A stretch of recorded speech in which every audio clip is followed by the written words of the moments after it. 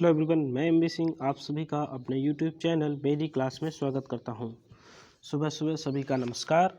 आज हम लोग भूगोल की सीरीज़ तीसरी लेकर हाजिर हैं। पहले हम लोग कुछ रिवीजन के लिए बेस क्वेश्चन देखेंगे, तो चलिए शुरू करते हैं। पहला क्वेश्चन है, भारत का कुल क्षेत्रफल कितना है? 32,87,263 वर्ग किलोमीटर, 32,78,263 वर्ग किलोमीटर, 32,72,063 किलोमीटर, सॉरी 32 लाख नहीं है, 3,27,263 किलोमीटर है, 32,87,232 वर्ग किलोमीटर। राइट आंसर जो है वो है 32,87,363 किलोमीटर। ये इसका राइट आंसर है कि 263 किलोमीटर, तो 32,87,263 वर्ग किलोमीटर इसका राइट आंसर है, जो कहीं पर नहीं है। लेकिन सर्वाधिक जो नज़दीक आंसर है ये कौन सा है? 32,87,232 वर्ग किलोमीटर इसके नज़दीक है, तो आपका आंसर कौन सा हो जाएगा? चौथा हो जाएगा। सेम क्वेश्चन ये पूछा गया है, इसीलिए सेम क्वेश्चन के आंसर भी आपको दिए गए हैं। भारत का जो कुल क्षेत्रफल है वो विश्व के कुल क्षेत्रफल का कितने परसेंट है? तो विश्व के कुल क्षेत्रफल का ये 2.42% है। कितना है? 2.42% विश्व के कुल क्षेत्रफल का भारत के पास है। क्षेत्रफल के आधार पर भारत का स्थान विश्व में कौन से नंबर पर आता है? 7वें नंबर पर आता है। सबसे अधिक क्षेत्रफल किस देश का है? तो सबसे अधिक क्षेत्रफल जो है रूस का है। भारत से 6 बड़े देश हैं, उन्हें हम याद कर सकते हैं। रूस, दूसरे नंबर पर आपका कनाडा है, नंबर 3 पर आपका चीन है, फिर अमेरिका है, फिर ब्राज़ील है और फिर आपका ऑस्ट्रेलिया है। रूस, कनाडा, चीन, अमेरिका, ब्राज़ील और ऑस्ट्रेलिया, ये 6 देश भारत से बड़े हैं, क्रमशः हैं रुक, चीन, अमेरिका, ब्राज़ील से आप याद रख सकते हैं। रुक चीन, अब आ से अमेरिका, बा से ब्राज़ील, अब ऑस्ट्रेलिया और भारत का नंबर है। तो रुक से रूस, का से कनाडा, चीन से चीन हो जाएगा, अब से आ से अमेरिका, बा से ब्राज़ील, ऑस्ट्रेलिया और भारत। तो इस तरह से आप 8 देशों को याद रखिएगा। जनसंख्या के आधार पर भारत का विश्व में दूसरा स्थान है। ठीक है, तो इसका आंसर कौन सा हो जाएगा? चौथा नंबर इसका आंसर सही माना गया था बोर्ड के द्वारा, तो आपका चौथा नंबर इसका आंसर होगा। चलिए नेक्स्ट क्वेश्चन लेते हैं। अगला क्वेश्चन है, दुनिया के सर्वाधिक क्षेत्रफल वाले देशों को क्रम से लगाइए। चलिए, बड़ा अच्छा क्वेश्चन है कि क्रम से लगाना है देशों को। तो अभी आपने पढ़ा कि हम लोग किसको याद रख सकते हैं? रुक, इससे हमें याद रहेगा और हम क्रम से लगा सकते हैं। चीन, अब, ऑस्ट्रेलिया और भारत। चलिए, रुक, चीन, अब, ऑस्ट्रेलिया, भारत भी हैं। तो रूस पहले नंबर पर रूस होना चाहिए, तो चाइना नहीं हो सकता है और कनाडा नहीं हो सकता है। रूस है, का से कनाडा है, तो ये भी आंसर नहीं हो सकता। तो कौन सा आंसर बचा हमारा? 3rd नंबर का। रूस, कनाडा, चाइना, अमेरिका और अमेरिका के बाद ब्राज़ील, ब्राज़ील के बाद ऑस्ट्रेलिया, ऑस्ट्रेलिया के बाद भारत। तो इस तरह से क्रम है। ठीक है, याद रखिएगा। अगर हम बात करें कि पूरे विश्व का क्षेत्रफल कितना है, तो पूरे विश्व का जो क्षेत्रफल है 510 मिलियन वर्ग किलोमीटर है। 510 मिलियन वर्ग किलोमीटर है। ठीक है, आप ये भी याद रखिएगा। पूरी पृथ्वी का क्षेत्रफल है, जिसमें जल और स्थल दोनों ही शामिल हैं। इसमें से 360 वर्ग किलोमीटर में आपका केवल जल पाया जाता है, शेष भाग में आपका स्थलखंड है। ठीक है, एशिया महाद्वीप के पास सबसे अधिक जनसंख्या और सबसे अधिक भूमि है। ठीक है, सबसे बड़ा महाद्वीप आपका एशिया महाद्वीप है। चलिए नेक्स्ट क्वेश्चन लेते हैं। अगला क्वेश्चन है आपका 3rd क्वेश्चन लेते हैं। जनसंख्या के आधार पर देशों को क्रम से लगाएं, कर्म से नहीं होगा, यहाँ पर क्या होगा? क्रम से लगाएं। जनसंख्या के आधार पर, तो जनसंख्या के आधार पर पूछा गया है। जनसंख्या के आधार पर इसे क्रम से लगाना है। ठीक है, चलिए तो जनसंख्या के आधार पर हम लोग लगा दें। तो सबसे अधिक जनसंख्या किसकी है?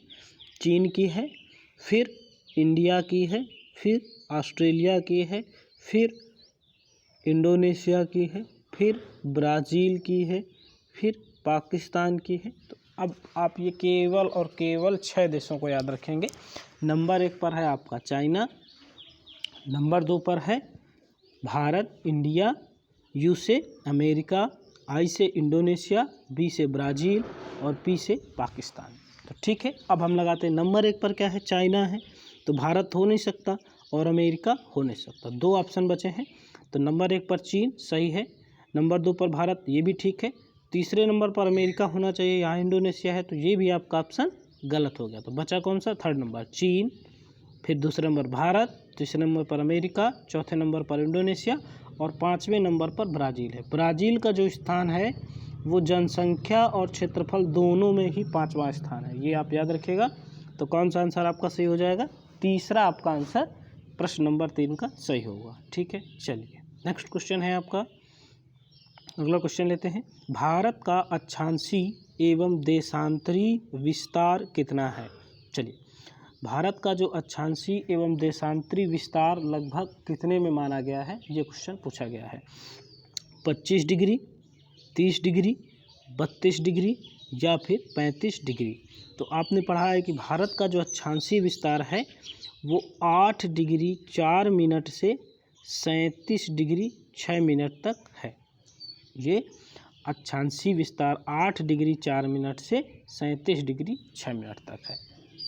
अच्छा, और ये आपका देशांतरी विस्तार 68 डिग्री 7 मिनट से 97 डिग्री 6 मिनट के आसपास है। इन दोनों का जो लगभग अंतर निकल कर आता है, इससे घटाएंगे 37 से 8 तो कितना हो जाएगा? 28.6, और इसको भी घटा देंगे आप तो 6 से चला जाएगा, 7 में 8, लगभग आपका कितना पहुंचता है? 30 डिग्री के आसपास पहुंचता है। ठीक है, लगभग में है, तो इसलिए आपका आंसर कौन सा सही हो जाएगा? 30 डिग्री माना जाता है। भारत का अक्षांशी एवं देशांतरी विस्तार कितना माना जाता है? 30 डिग्री माना जाता है। ठीक है, इंपॉर्टेंट है ये, वेरी वेरी इंपॉर्टेंट क्वेश्चन के रूप में इसे आप याद रखिएगा। चलिए, अक्षांशी और देशांतरी विस्तार भी याद रखिएगा। ठीक है, चलिए नेक्स्ट क्वेश्चन है भारत का भूगोल से। भारत की स्थलीय सीमा की कुल लंबाई कितनी है? ये भी इम्पोर्टेंट क्वेश्चन है। भारत की स्थलीय सीमा की कुल लंबाई कितनी है? 22,500 वर्ग किलोमीटर, 22,716 वर्ग किलोमीटर, 22,606 वर्ग किलोमीटर, 22,616 वर्ग किलोमीटर।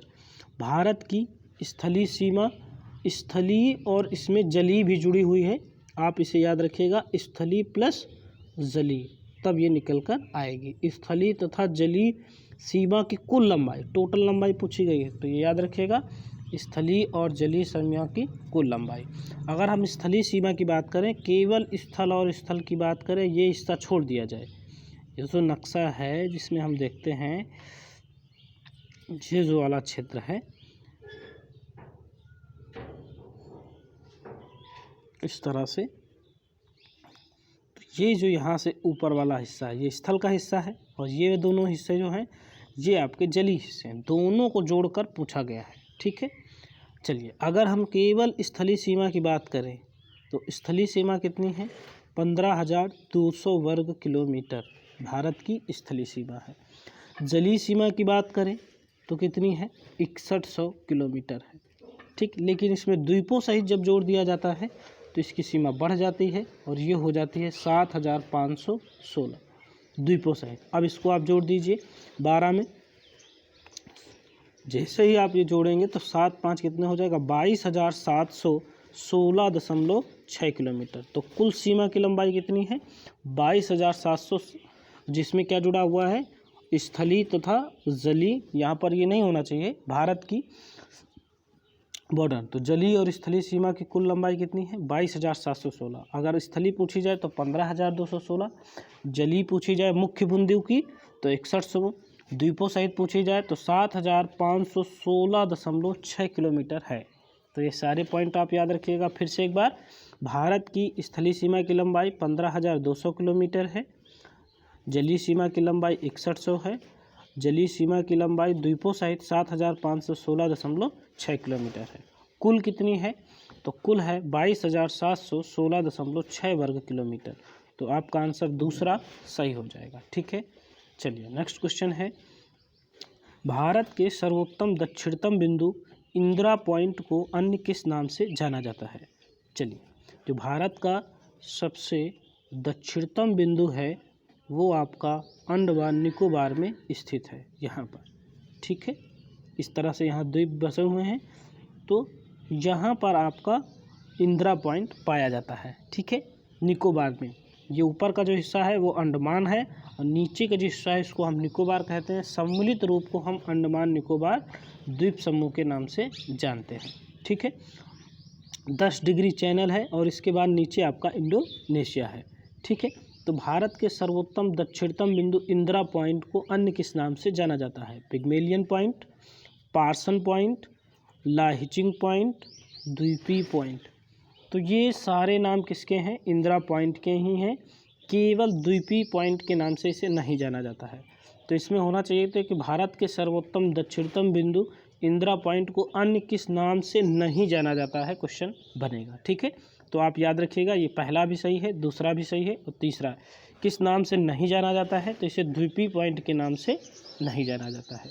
तो छठवें का कौन सा आंसर हो जाएगा? अगर यहाँ पर हम लोग नहीं ऐड कर देंगे तो चौथा आंसर हो जाएगा। ठीक है, चलिए नेक्स्ट क्वेश्चन लेते हैं। अगला क्वेश्चन है आपका, भारत समुद्र में कितनी मील दूरी तक शोध कार्यों को संपन्न कर सकता है? कितनी दूरी तक शोध कार्य संपन्न कर सकता है? 222 मील तक, 200 मील तक, 250 मील तक या फिर 380 मील तक? चलिए, समुद्र की बात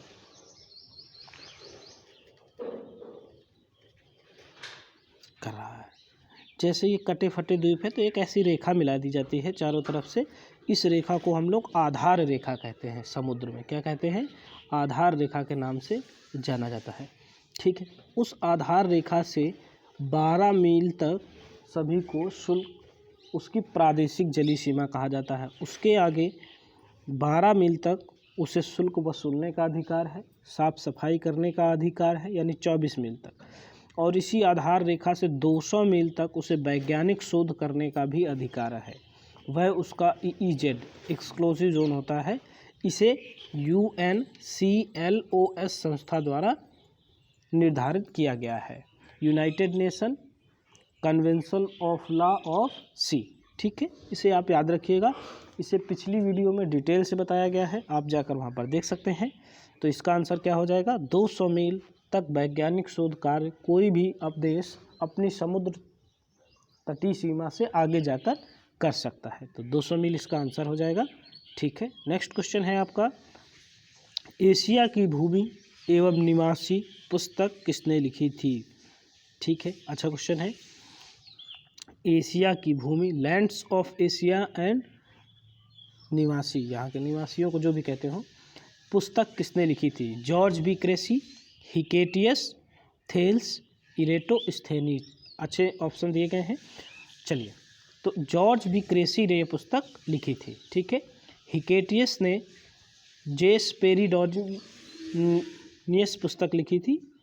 जेस पेरिडोनियस नामक पुस्तक लिखी थी, जिसके कारण इन्हें भूगोल का जनक भी माना जाता है। तो भूगोल के पिता किसे माना जाता है? हिकेटियस को ही माना जाता है, जेस पेरिडोनियस पुस्तक के कारण। थेल्स ने पृथ्वी की त्रिज्या को मापने का कार्य किया था। पृथ्वी के आकार को मापने का कार्य किसने किया था? थेल्स ने किया था। इरेटोस्थेनीज ने जियोग्राफी शब्द का प्रतिपादक किया था। इन्हें जियोग्राफी शब्द का प्रतिपादन करता माना जाता है। तो इसका आंसर कौन सा हो जाएगा? जॉर्ज बी क्रेसी इसका आंसर होगा, एशिया की भूमि एवं निवासी। इसी में भारत को महाद्वीप की संज्ञा दी गई है। इसी में भारत को उपमहाद्वीप की संज्ञा दी गई है। इस पुस्तक में एशिया की भूमि एवं निवासी में। ठीक है, हिकेटियस को भूगोल का जनक माना जाता है। थेल्स ने पृथ्वी की त्रिज्या मापने का कार्य किया था। इरेटोस्थेनीज ने जियोग्राफी नामक शब्द का प्रतिपादन किया था। नेक्स्ट क्वेश्चन है, भारत की स्थलीय भूमि कितने देशों से लगती है या कितने देशों को स्पर्श करती है? 5 देशों के साथ, 7 देशों के साथ, 8 देशों के साथ या फिर 9 देशों के साथ? तो भारत की स्थलीय भूमि जो है वो 7 देशों के साथ लगती है। चलिए कौन से हैं? तो नंबर 1 पर है आपका पाकिस्तान, फिर इसके बाद आपका आता है अफ़गानिस्तान, इसके बाद ऊपर बढ़ेंगे तो चीन, चीन के बाद नेपाल, नेपाल के बाद भूटान, भूटान के बाद म्यांमार और इसके बाद बांग्लादेश। ये देश आपके स्पर्श करते हैं। तो 1 2 3 4 5 6 7। तो भारत की सीमा कितने देशों के साथ लगती है?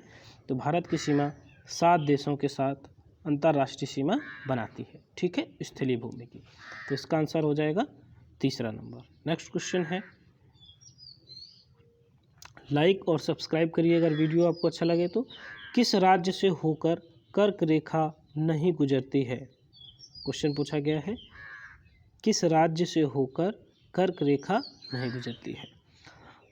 कर्क रेखा की बात कर लेते हैं। पृथ्वी को बीच से विभाजित करने वाली काल्पनिक रेखा को हम लोग भूमध्य रेखा कहते हैं। कौन सी रेखा कहते हैं?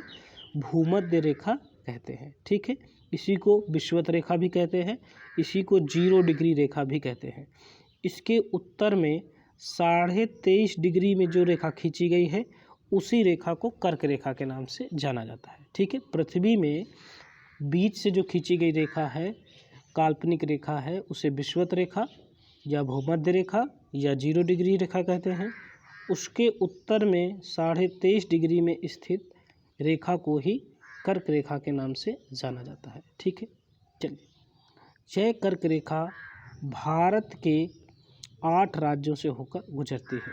ठीक है, भारत के बीचों बीच भारत को उत्तर से दक्षिण में विभाजित करती है और 8 राज्यों से होकर गुजरती है। वो कौन कौन से राज्य हैं?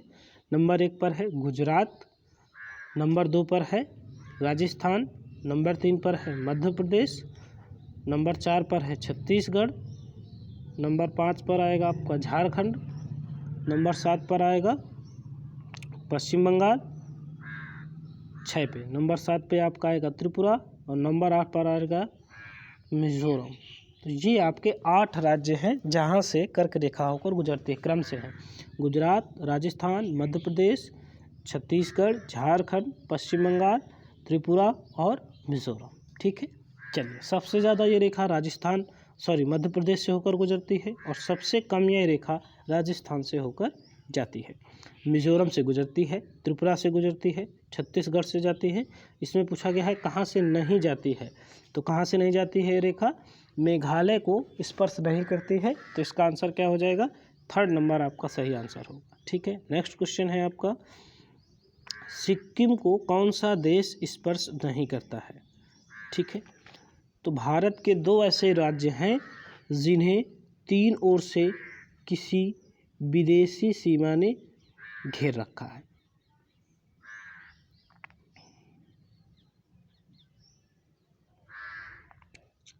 देखिए, ये सिक्किम है, सिक्किम के इस तरफ आपका नेपाल है, ऊपर आपका चाइना है और इस तरफ आपका भूटान है। ठीक है, तो नेपाल हो गया, चाइना हो गया और भूटान हो गया। 3 ऐसे देश हैं जो सिक्किम को स्पर्श करते हैं, नेपाल, चीन और भूटान। नेपाल के इस तरफ ही आपका तिब्बत स्थित है, तो आंसर कौन सा हो जाएगा? तिब्बत।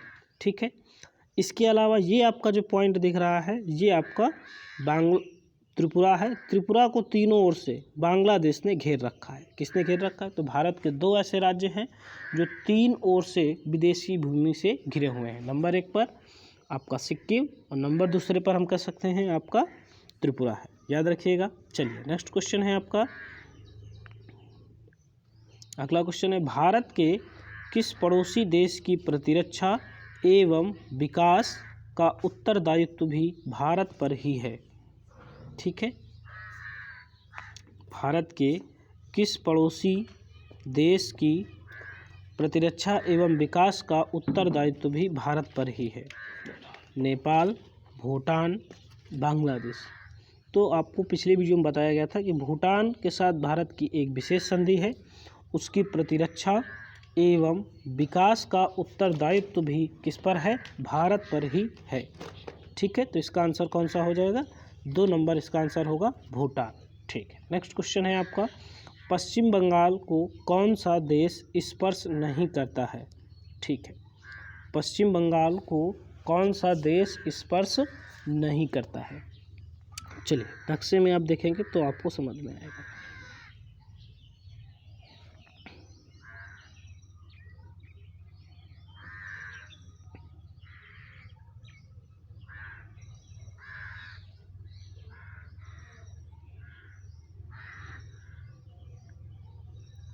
पश्चिम बंगाल को कौन सा देश स्पर्श नहीं करता है, ये पूछा गया है। किस देश की सीमा को पश्चिम बंगाल स्पर्श नहीं करता है। ठीक है, भूटान को स्पर्श करता है, बांग्लादेश को भी स्पर्श करता है, नेपाल को भी स्पर्श करता है, म्यांमार को पश्चिम बंगाल स्पर्श नहीं करता है। इसका कारण क्या है, इसका कारण ये है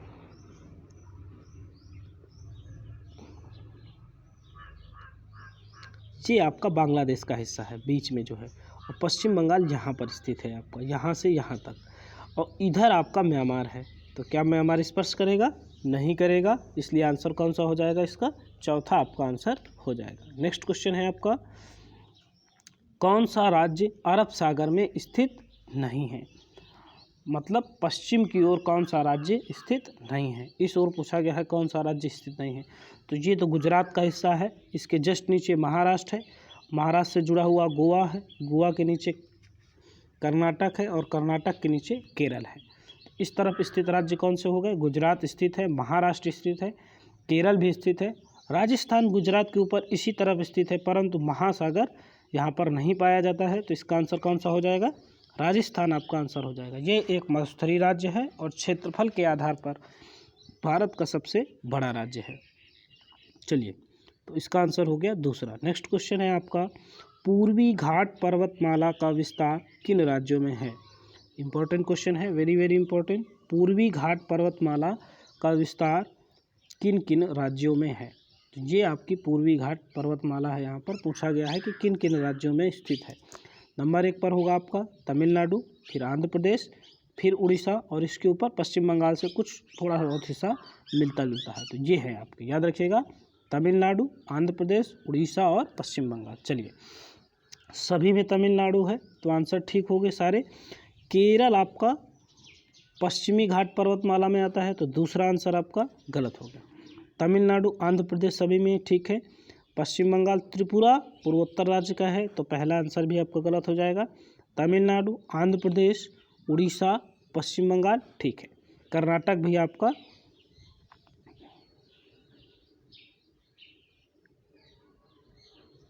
तो कौन सा आंसर हो जाएगा इसका, कर्नाटक भी कहाँ का राज्य है, कर्नाटक पश्चिम का, ये भी गलत हो गया। केरल भी पश्चिम में, ये भी गलत हो गया। त्रिपुरा पूर्वोत्तर राज्य में आता है, ये भी गलत हो गया। ये पूर्वी घाट का हिस्सा नहीं है, तो एक ही आंसर बचा आपका तीसरा नंबर, कौन सा, तमिलनाडु। इसके पश्चात आंध्र प्रदेश, उड़ीसा और पश्चिम बंगाल से जाकर जुड़ जाता है, तो तीसरा आंसर आपका हो जाएगा। ठीक है, नेक्स्ट क्वेश्चन है, कुल कितने राज्य अंतर्राष्ट्रीय सीमा रेखा बनाते हैं। भारत के कितने ऐसे राज्य हैं जो अंतर्राष्ट्रीय सीमा रेखा बनाते हैं, 17, 18, 19 या 20। तो पहले 17 थे, वर्तमान में इनकी संख्या बढ़कर कितनी हो चुकी है, 20 हो चुकी है। तो इसका आंसर 18 हो गई, तो इसका आंसर कौन सा होगा, दूसरा वाला आपका इसका आंसर सही होगा। कौन कौन से राज्य हैं, तो नंबर 1 पर गुजरात, फिर राजस्थान, फिर पंजाब, पंजाब के बाद जम्मू कश्मीर, फिर लद्दाख, लद्दाख के पश्चात हिमाचल प्रदेश, उत्तराखंड, उत्तराखंड के पश्चात यूपी, यूपी के पश्चात बिहार, बिहार के पश्चात आपका सिक्किम, सिक्किम के बाद अरुणाचल प्रदेश, फिर नीचे आ जाइए नागालैंड, मणिपुर, मिज़ोरम, त्रिपुरा, असम, मेघालय, ये सारे राज्य स्पर्श करते हैं। 1 2 3 4 5 6 7 8 9 10 11 12 13 14 15 16 17 उत्तर प्रदेश, इसके बाद ये एक 18। तो ऐसे कुल कितने राज्य हैं आपके, 18 राज्य हैं जो अंतर्राष्ट्रीय सीमा रेखा को बनाते हैं, याद रखिएगा, इम्पोर्टेंट है। जबकि 9 राज्य जो हैं समुद्री तट रेखा को स्पर्श करते हैं। ठीक है, नेक्स्ट क्वेश्चन है आपका, किस राज्य का समुद्री तट कोरोमंडल तट कहलाता है? चलिए, किस राज्य का समुद्री तट कोरोमंडल तट कहलाता है? ये तटों के नाम दिए गए हैं यहाँ पर, इधर पश्चिमी और पूर्वी घाट पे तटों के नाम को बनाया गया है। ठीक है, चलिए देख लीजिए। तो पश्चिम बंगाल, उड़ीसा, आंध्र प्रदेश या तमिलनाडु। तो तमिलनाडु का जो समुद्री तट है उसे कोरोमंडल तट के नाम से जाना जाता है, इसे आप याद रखिएगा। आंध्र प्रदेश के आंध्र तट, उड़ीसा को उत्तरी सरकार तट के नाम से भी जाना जाता है। चलिए, तो इसका आंसर आपका चौथा सही हो जाएगा। नेक्स्ट क्वेश्चन है, भारत के कितने राज्य समुद्री तट रेखा को स्पर्श करते हैं? तो भारत के 9 राज्य जो हैं समुद्री तट रेखा को स्पर्श करते हैं। गुजरात, महाराष्ट्र, गोवा, कर्नाटक, केरल, तमिलनाडु, आंध्र प्रदेश और उड़ीसा। तो इस तरह से, और पश्चिम बंगाल। 5 इधर के, 4 इधर के, तो कितने हो गए? 9। अगर केंद्र शासित प्रदेशों की संख्या भी मिला दी जाए तो 4 केंद्र शासित प्रदेश भी आपके समुद्री तट रेखा में स्थित है। नंबर 1 पर हो जाएगा आपका दमनदीप, दमनदीप, दमन हो गया है नाम उसका, लक्षद्वीप, पुडुचेरी और अंडमान निकोबार। इस तरह से केंद्र शासित प्रदेशों को मिलाकर इनकी संख्या 13 हो जाती है। नेक्स्ट क्वेश्चन है आपका, मन्नार की खाड़ी किन 2 देशों के मध्य स्थित है? मन्नार की खाड़ी किन 2 देशों के मध्य स्थित है? भारत एवं मालदीव के मध्य, भारत एवं इंडोनेशिया के मध्य, भारत एवं श्रीलंका के मध्य, भारत एवं अफगानिस्तान के मध्य। तो मन्नार की खाड़ी किन 2 देशों के मध्य स्थित है? तो ये भारत एवं श्रीलंका के मध्य स्थित है मन्नार की खाड़ी। तो इसका आंसर कौन सा हो जाएगा? इसका आंसर आपका तीसरा नंबर हो जाएगा। वीडियो अच्छी लगे तो लाइक करिए। वीडियो देखने के लिए सभी लोगों का धन्यवाद।